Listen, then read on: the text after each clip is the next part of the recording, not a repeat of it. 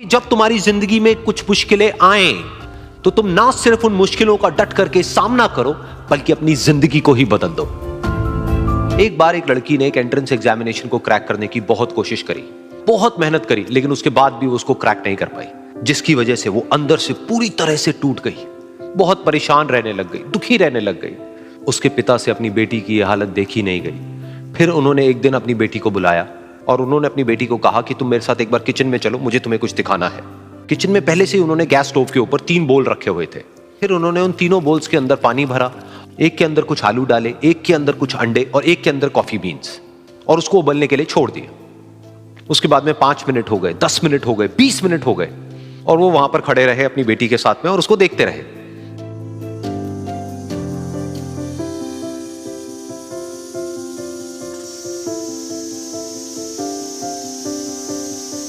तो बेटी अंदर से थोड़ी सी इरिटेट होने लग गई, कहती है क्या कर रहे हो आप? तो उसके पिता ने कहा कि सिर्फ 1 मिनट और रुको, तुमको सब समझ आ जाएगा। फिर उसके बाद में एक एक करके उन्होंने गैस स्टोव को बंद किया और जो पहला बोल था उसमें से आलू निकाले और निकाल करके एक प्लेट पे रख दिए।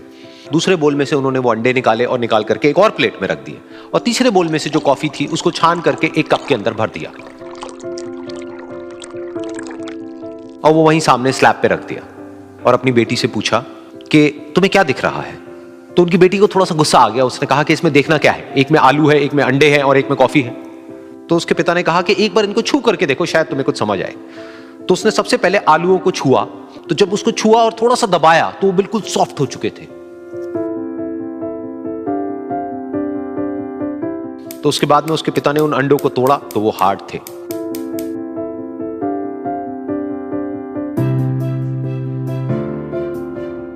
और फिर उसके पिता ने वो कॉफी वाला कप उठाया और अपनी बेटी को कहा कि एक बार इसको सूंघ करके देखो। तो जब उनकी बेटी ने उस कॉफी को सूंघा तो उसके चेहरे पर एक स्माइल आ गई। फिर उसके पिता ने अपनी बेटी को कहा कि तुमने ध्यान से देखा कि क्या हुआ यहां पर? ये तीनों ही बिल्कुल एक ही सिचुएशन में गए, लेकिन तीनों ने अलग अलग तरीके से रिस्पॉन्ड किया। तो पहला यानी कि आलू, जब हमने उसको उस पानी में डाला था उससे पहले वो बहुत ही हार्ड थे और स्ट्रांग थे, लेकिन गर्म पानी में जाने के बाद में वो अंदर से बिल्कुल सॉफ्ट हो गए, यानी कि कमजोर पड़ गए। दूसरे थे अंडे, जो गर्म पानी में जाने से पहले अंदर से बिल्कुल ही कमजोर थे, लेकिन गर्म पानी में जाने के बाद वो अंदर से स्ट्रांग हो गए। तीसरी थी कॉफी, जिसने कुछ ऐसा किया जो इन दोनों से बिल्कुल अलग था, यानी कि उसने उस गर्म पानी में जाने के बाद में खुद को नहीं बदला बल्कि उस पानी को ही बदल दिया। बिल्कुल इसी तरह से हमारी जिंदगी में भी होता है। तुम्हारे ऊपर है कि तुमको इन तीनों में से क्या बनना है। एक, आलू के जैसा, यानी कि जब तुम्हारी जिंदगी में कोई मुश्किल आए तो तुम अंदर से पूरी तरह से टूट जाओ, यानी कि कमजोर पड़ जाओ।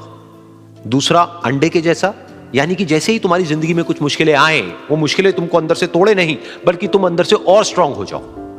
या फिर तीसरा, यानी कि कॉफी के जैसा, मतलब कि जब तुम्हारी जिंदगी में कुछ मुश्किलें आए तो तुम ना सिर्फ उन मुश्किलों का डट करके सामना करो बल्कि अपनी जिंदगी को ही बदल दो।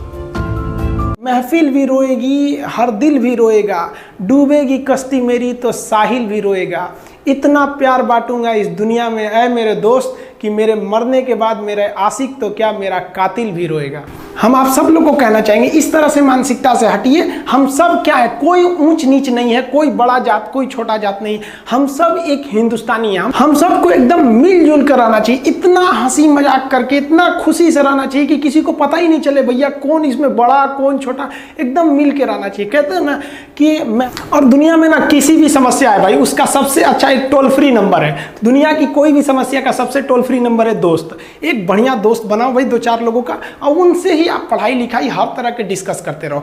दोस्त से बढ़िया टोल फ्री नंबर कोई नहीं है, हर चीज का इलाज है। और कुछ दोस्त जिंदगी में तो ऐसे बनाओ ना जो आपकी प्रॉब्लम को वैसे ही समझ जाए जैसे डॉक्टर की लिखावट मेडिकल स्टोर वाला पढ़ लेता है।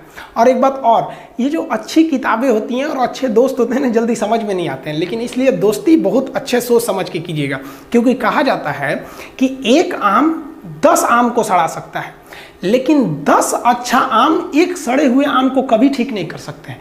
इसलिए अगर आपको कोई आपके सर्किल में, कोई आपके करियर में कोई बाधा आता है तो तुरंत बाहर कीजिए, उनसे कोई इग्नोर मत कीजिए।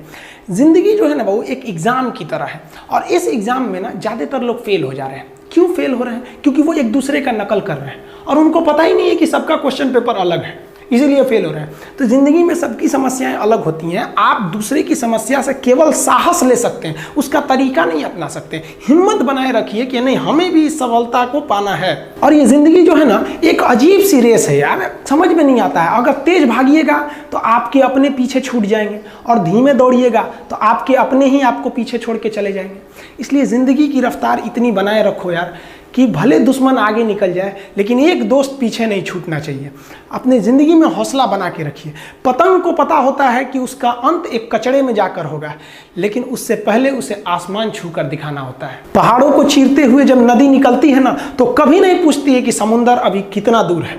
और नदी में गिरने से तो कभी किसी की मौत नहीं होती है। मरता तो वही है जिसे तैरना नहीं आता है। तो हम सब परिस्थितियों के आगे हार जाते हैं, हम हार जाते हैं। परिस्थितियां सबके सामने होती है, जो डट के रहा उसे मंजिल मिली, और जो नहीं डटा वो हार के चला गया।